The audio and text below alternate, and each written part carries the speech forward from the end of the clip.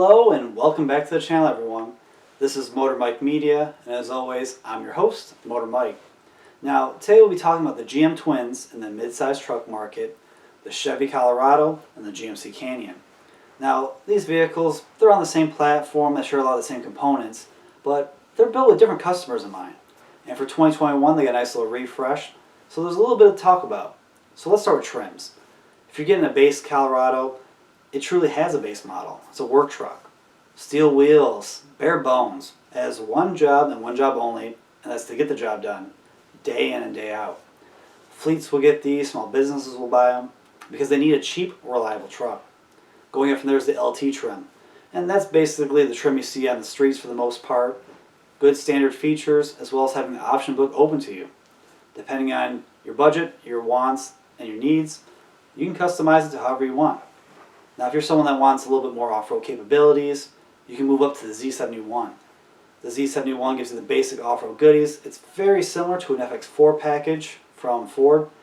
Tried and true, the Z71 trims have been on the Silverado and the Colorado for quite some time. But if you're someone that wants more off-road capabilities, you want to hit some rocks, hit the dunes, do real off-roading, hit the trails, go mudding, you need the ZR2. Or ZR2, if you're one of my Canadian viewers. I see you out there. Now, the ZR2 is this off-road monster. Wider bodies, all the off-road goodies, shocks, custom made to take all this abuse. It's a true off-road monster. Now, if you want something a little bit above that, you have the ZR2 Bison. And that ZR2 Bison, it is a crazy machine. They basically took the ZR2, beefed it up. More skid plates, a little bit more off-road capabilities, and its own unique look. So the Colorado has the working man's truck, the everyday truck, and the off-roader. Now what does the GMC have? Now the GMC has the Elevation Standard and Elevation. That's its base trims. They're very similar to LT. The GMC has more standard features than the Colorado. It's always known as a more premium truck. Going up from there, you have the AT4. So when they changed this body style for 2021, they wanted more people in the showrooms. So they finally gave it an off-road package. Now the AT4 is very similar to the Z71 with a few more extra goodies added to it and its own styling cues. Now above that is the Denali. And everyone knows that most of the GMCs that are sold with the Denali trim. That gives you the big chrome grills, all the features, nice leather seats, all the tech. And to look at the sales, more people buy the Colorado than the Canyon. Basically, like 85% of GM's midsize truck sales are the Colorado. Now, yes, the Canyon only has a small piece of the pie, but those people that do buy that mostly buy the Denali trim. So that's why they introduced the AT4. The AT4 is something that get more people into the showrooms and to show, hey, we have a premium off-road competition for you. So we saw the trims. Now what power is these? Now for the base truck, you can get a 2.5 liter 4-cylinder. It's paired to a 6-speed automatic, and that'd be like the work truck or the basic LT model. Most people upgrade that engine, but it's still a good engine. It's been around for a while. And that makes 200 horsepower and 191 pound-feet of torque. Now like I said, most people upgrade that engine. What do they upgrade it to? That would be the 3.6 liter V6. It's a tried and true GM engine, and GM uses it in so many vehicles across all their brands. In this application, it's paired to an 8-speed automatic, and it makes 308 horsepower and 275 pound-feet of torque. Very healthy numbers. People that drive that V6 say, it's very adequate for the weight of the vehicle. It's peppy, it's smooth, it's everything you want and need. But let's say you're someone that wants something more different. You want to be a little bit unique, or maybe you just love the smell of diesel. You can still get a diesel in these trucks. It's a 2.8 liter Duramax turbo diesel.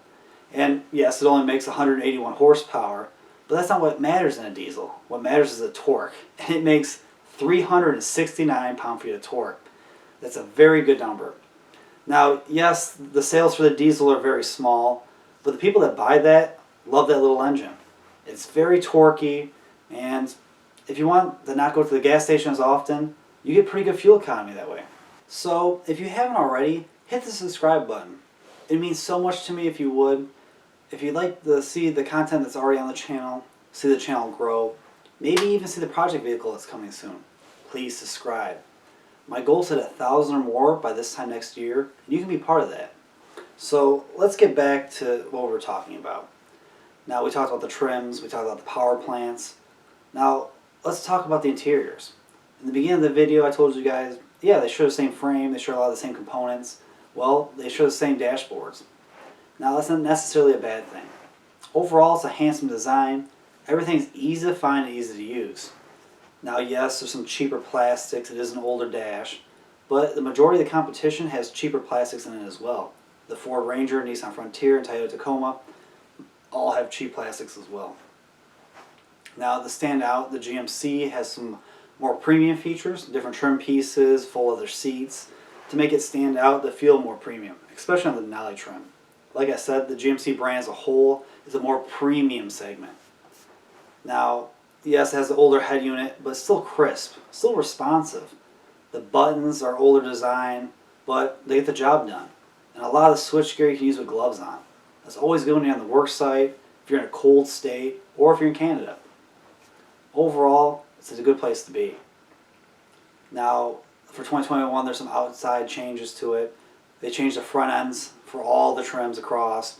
They also changed the rear bumpers. Now, the thing that's been part of the new GM lineup for a while now is having the steps in the rear bumper.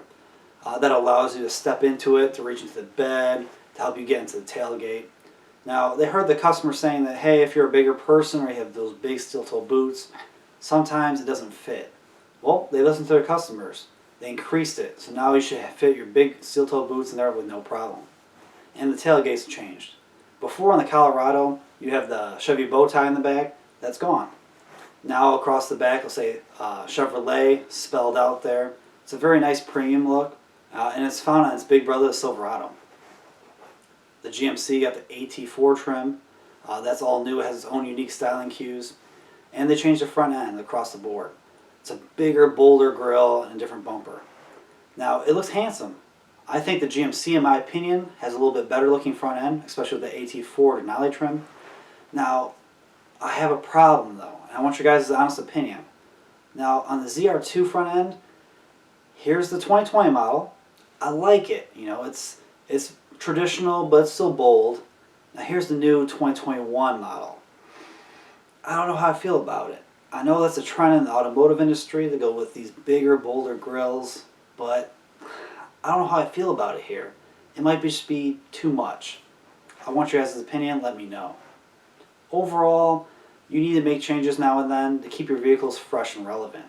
And yeah, overall I think they did a nice little job at doing that. We know in the near future they're going to change the truck completely. It'll be a whole new generation. Now what are some of the rumors we've heard? Well, unfortunately, one of the rumors we heard is the diesel's going away. Now, I don't have any information that confirms that. It's just a rumor, but it's always sad to see it go. I know the numbers aren't very high for it, but more options is always a nice thing to have. But something I did hear that is still a rumor is that the 2.7 liter four-cylinder will be introduced into these pickups. Now, that's the engine found in the Silverado and the GMC Sierra. And in those full-size trucks, people say, hey, it's a nice engine. It's peppy, it's responsive, it gets the job done still. Having that big four-cylinder in these littler trucks might be a great combination. Now, I don't have anything to confirm any of this. It's all rumor and speculation, but it's always something to look out for. So let me know in the comments below. What do you guys think of this little refresh to these trucks? Which one do you like better? And do you like this better than some of the competition, or do you like the competition more than this? Don't forget to like, comment, subscribe, hit the notification bell so you can stay up to date with the latest and greatest, and I'll catch you guys in the next one.